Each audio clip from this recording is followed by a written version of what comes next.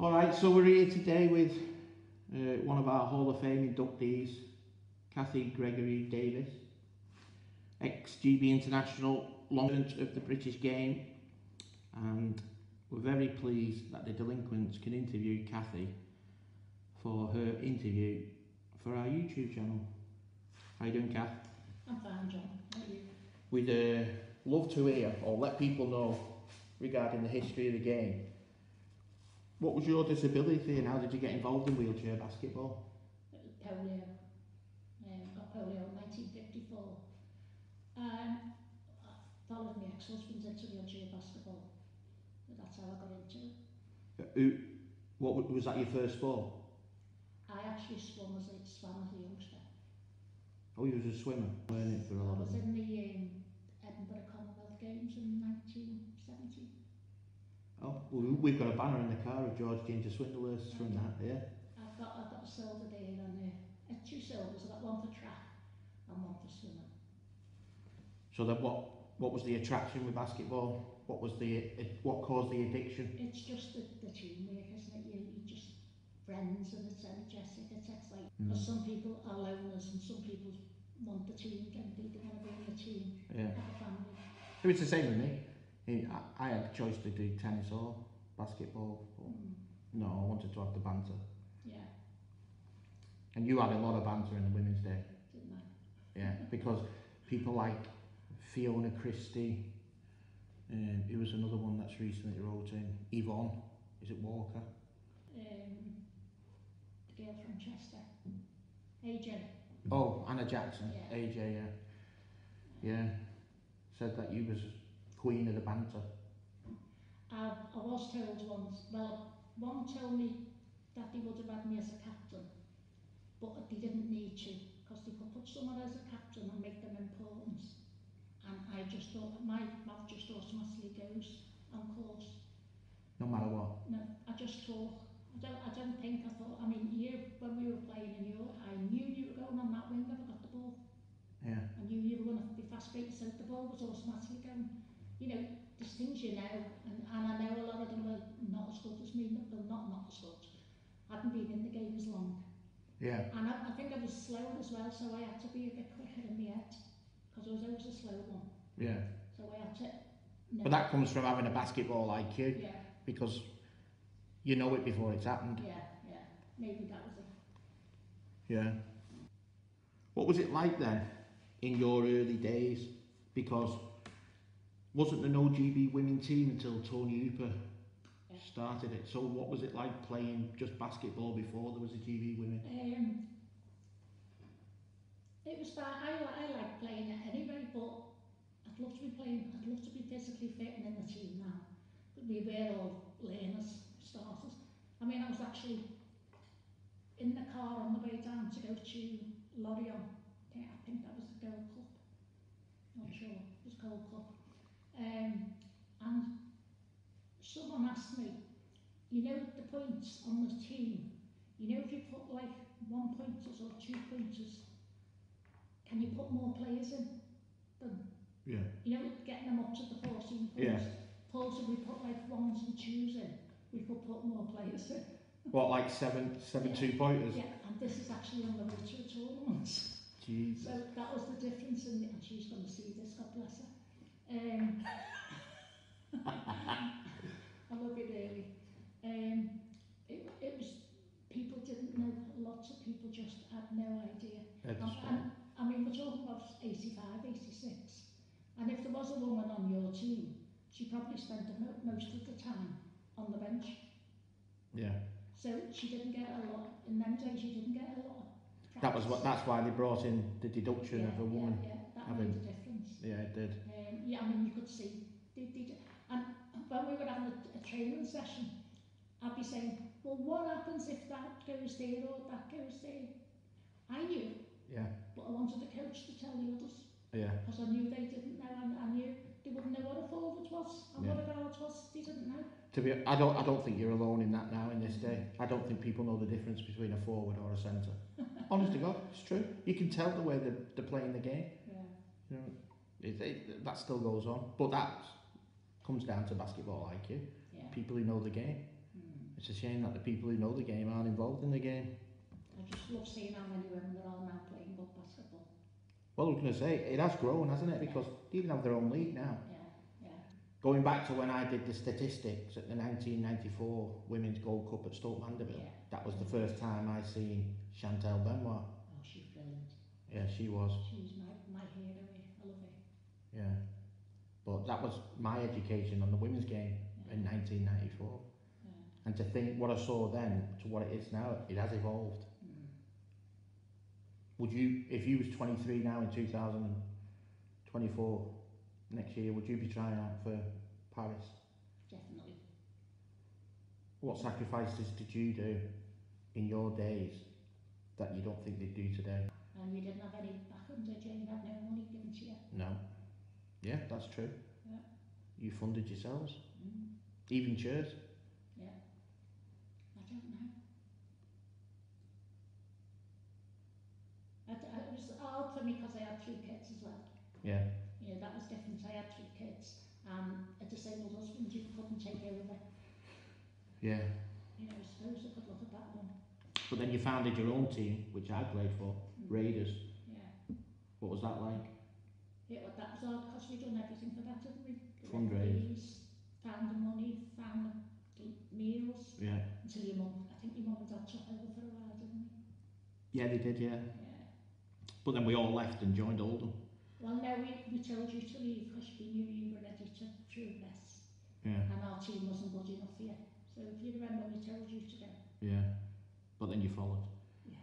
Which made a good reason because then I was still playing with you, Arthur. Yeah. We had the third team at Oldham, the second team, and I was on the bench at the first team for a bit. Yeah. But yeah, they were the glory days. Yeah. We try. The funny thing is, when we was watching, when we got sent in the Big 8 footage, some of us had forgot that back then it was 13.5 points that was allowed. Where now they're up to 14 and a half in the league and 14 in the international scene. Do you think introducing 13.5 back would help develop the low pointers again? Because it seems like we're losing low pointers in the sport. Well, obviously it would. Yeah. It's basic mathematics, isn't it? Yeah. It's I mean, some people are too able-bodied to be in 4.5 pointer. Yeah. So you would be less likely to get them on. Yeah. I mean, in your day, you never had the 5-point able-bodied player as well. No.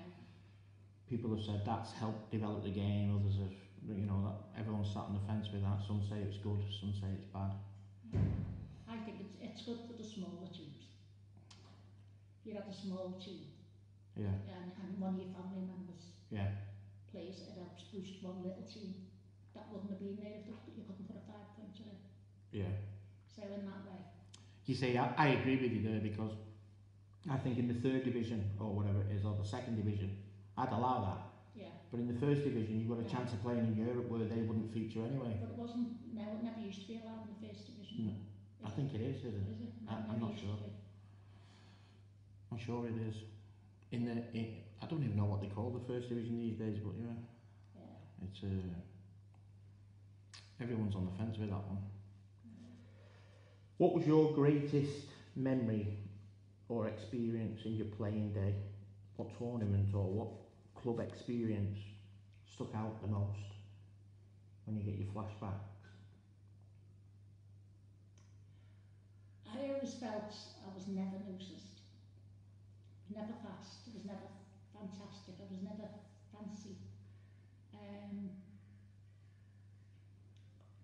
I remember being on court once in Spain, and I was going down defending 2 Germans. They were passing the ball between them, and I was doing, you know, down the court, and I actually got there as she missed. The German missed, and I caught the ball and got it out. And you know, when you think, God, good job. Yeah. And I heard Philip Craven shouted, "Well done, Cathy." Yeah. And you know, normally on a court you don't hear much. Yeah. But that just come out now. I was so proud of myself. Someone noticed. It's not hard to miss his voice though. Not even in an 18,000 seater. It was really, really brilliant to hear his voice come out and, you know, someone to notice me. Tina, she used to always say, you know, you're my steady Eddie. Oh, Tina Gordon. Yeah. Tina Her name Gordon. was Tina Bob, wasn't it? Yeah. When I was there. Yeah, she used to say, you know, you're me, if I had you and one of the Sheffield team, I can't remember. If I had you two on the course, I'd be made up. Yeah. I don't know what the other lad's name was. Because we could read the game and we could go and she used to call me the wild old owl on telly. But you also had a distinguished shooting action, didn't you? Because it was like a shot put. Philip said, he said, do you know what? He said, I'd try to fix that. He said, but it worked. He said, so I wouldn't. It did work because no one could get near. Yeah. You shielded yourself for that. Yeah, like that. Yeah. Yeah. Because I remember you used to always draw a foul, especially near the free throw line when someone came across. You see, today the shooting technique of women, well, it's pretty much matched like the men's now. It's very rare you see. I think going back to 1994, there was an Israeli woman for the Israeli team. She had the same shooting action as you. Yeah, no way. You were the only two I remember with that like shot put technique. She was a polio as well. Oh, was she a polio as well? I remember scoring a basket and getting fouled on the shot and going to the line and scoring the basket. I've never done that. That was the only 3 points I've ever scored. Really? Yeah. And one? 4's at one. And one? Yeah. Oh, I was made up because I'd done that. But what was the experience like at Atlanta? Because obviously the men went a long way in the tournament. For example, right now, we're struggling to get footage of the men's. The only footage we've got of the men's game at the minute from Atlanta is what was streamed back on BBC back then, and it's highlights. We can't actually find a game. No. But there's nothing of the women's. So we don't know what your experience was like at that tournament. It's just like every other. It was a bit better, a bit hotter. I mean, we'd had everything taken away from the Olympics. All the stuff had been taken away, so it was a bit of a struggle. Bedding was taken away.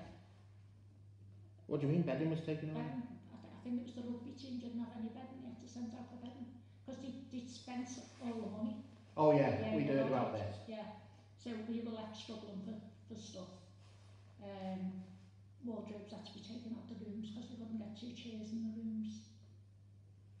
As for basketball, to me it was no different because I'd done a few tournaments. I didn't feel it was different. No. What about Pensacola? Because we watched on the footage of the men's, Callum Gordon, I think it was, who commented that they could have been going into the Paralympics tired because they was in Pensacola 2 weeks prior. And we were training every day. I was exhausted. What, by the time you got to Atlanta? As a parent, plus, we didn't have accessible buses, so you had to go on physically with your arms. And my arms are knackered. That's why I'm in the lucky chair now. Yeah. My arms were already going in the basketball. So getting myself on and off buses, many buses every day. Yeah. Sometimes twice, I think it was. You know, it absolutely knackered me. And it was only going to, when we went to Australia, to the Gold Cup, Paul Hudson said to me, "We've noticed that you're tiring too quick." And they were noticing that I was tired as the tournament started. I was scoring a few baskets. As I went down, it was less and less. So they put me in a lift, in a room near the lift in the hotel, and trying to cut me down on training, you know, so I didn't do as much training and I eased off. Yeah. Because we did do too much of everything. It's surprising how energy sapping it is pushing along them long corridors in hotels when they're full of carpet. I know. But you know, I scored playing for Oldham, and I think I scored 17 points one day. Well, the first team were there, they were waiting. I think it was against Waynesgreen, who moved to Chester. And Paul Hudson said, "How come you didn't do that for us last week? Because we played a friendly the week before." Yeah. I said, "Because I never had to do a bloody circuit training in the morning before it." In fact, that match I didn't even do the warm-up. I stayed on the edge. I didn't even go and do the layups at the beginning. I went straight into the match. What, you felt you benefited from that? Yeah. I realised I'm getting too old by then to benefit, you know, music. But it did make a difference. So before we started filming, when we was having a natter, you also mentioned what it was like watching Sydney 2000, the following Olympics, because you'd retired. Yeah. What was that like? It was awful. I wanted to be there. It hurt. Oh, it did. It did. Also, when I went to Birmingham to watch the GB team, it was about 2012 or whatever it was. 2010. 10.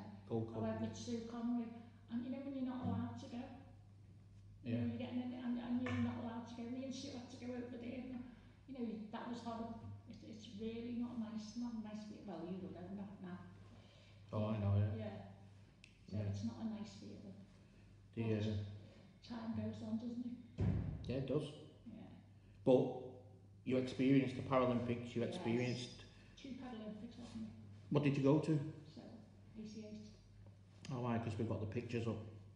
There was a recent picture we put up, I don't know if you saw it yesterday, of the women all having a bit of wine in a supermarket. Oh yeah, I was there.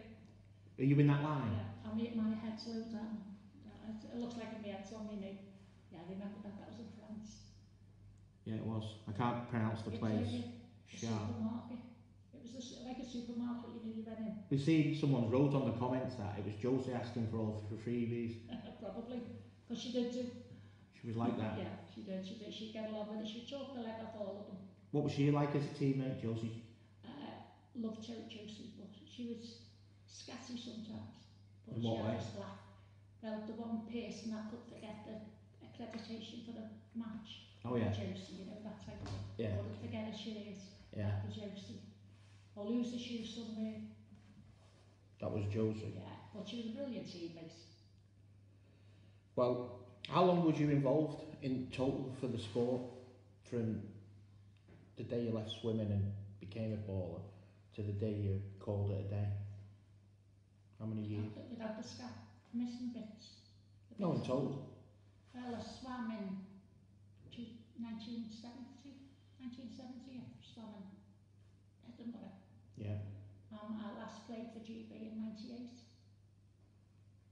So you had 28 years internationally.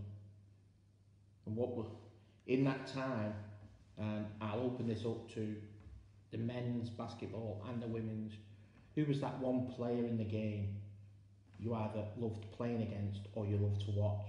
That one person you thought, oh my God. Everyone has one, a fan in the sport. I've got to say Chantal. Chantal. And also Van der Linden. Loved watching him as well. What was it about Chantal? What gave you that? Well, I first watched her when we went over. We all went out, used to go to the Toronto tournament. Spitfire. Yeah. And she went on. She was playing Southport at the time. And they'd like put her on for 2 minutes. And she'd go on and she was running rings around Southport men and putting a couple of baskets up and then going off again. And she kept doing that all the way through the game. And I thought, God, I'd love to be able to play like that. I'd love to be able to do what she does. Yeah. I mean, I know she was only an amputee, not only an amputee, but she was an amputee, so she was physically able to do it all. She was a high up amputee though, wasn't she? Yeah. But I liked watching it, and Van der Linden, they were my 2 idols. What was it about Van der Linden? Just, I want to hear it from you because he's my role model. He was mine. He just floats around the court. You know, he'll float and he'll go as the ball handler, and if nothing's going on, he'll turn around, he'll be the outside shooter, he'll be the inside defence. You know, he's just brilliant to watch. Our Scott used to love him as well. Would you say he was the best man you've ever seen play? Yeah, I would. I'd say I'd like to watch him the best. Yeah. I'm the same. Yeah. You know, there's all these quotes and people saying who's the greatest of all time, and we have the old people saying it was Baruch Haggai, the new age today saying it was Patrick Anderson and that. For me it was Van der Linden. Yeah. Even though Dave Carley, I played against him, didn't really get... he came at the end of his career in my career. I heard from Ed Owen and other people what Dave was like during 88 and that, but yeah. That's the first time I saw Ed Owen. And so. We used to always speak to him at Roosevelt, and he was something special. And what do you think of what he's doing now with the women? Yeah, he is. He's brilliant, isn't he? You see, we believe that's the blueprint. You have a home-based coach, Yeah. works constantly with the team, helps them, educates them, you name it. And he's created a dynasty, a winning dynasty. Could GB women do it? I think they could with the right leader. I agree. I agree. Okay, Kathy, thinking about your time in the game, going back to the days of when the Nationals was at Stoke Mandeville, the National Games, what was them memories like? What was it like having the National Games at Stoke? Absolutely brilliant. In what way? Brilliant. Because everybody got to see everyone. You'd have your match, and you know, as soon as the game was over, it was social. I don't think there'll ever be anything like it again. Yeah. Little kids are not getting to see basketball like it used to be, are they? No.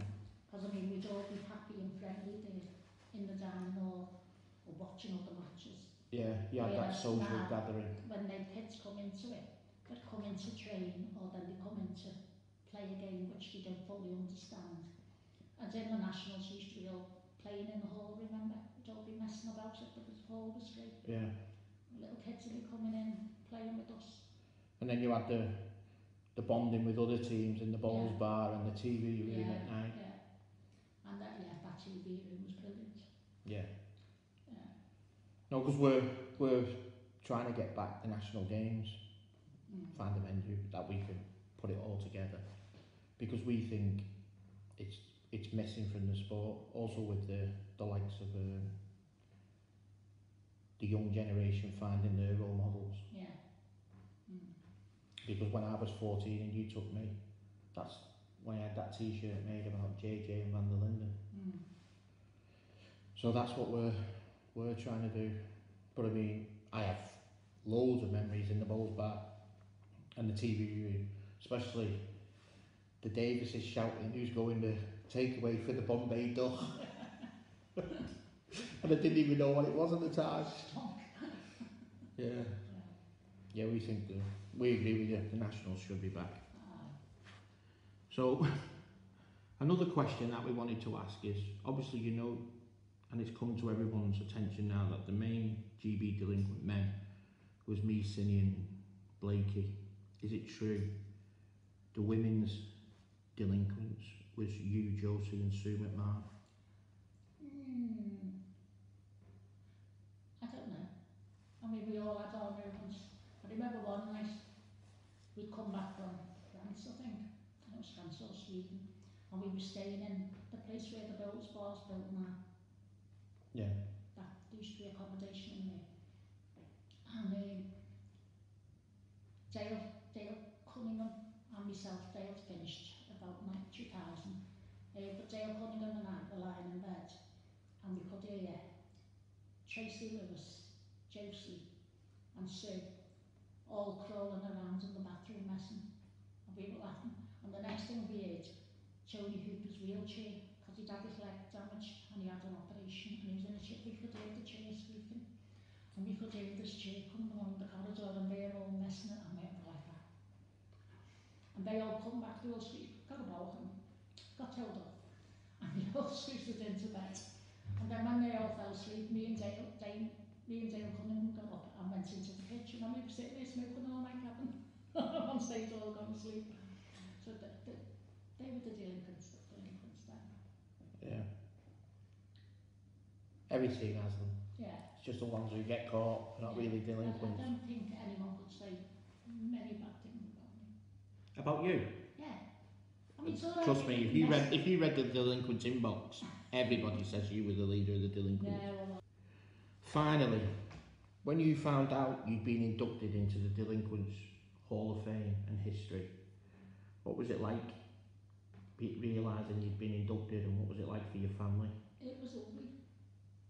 I was shocked, but it was lovely. I felt proud. Yeah. And that, you know, people had thought that of me. Yeah. I was really proud. And I know my family were proud.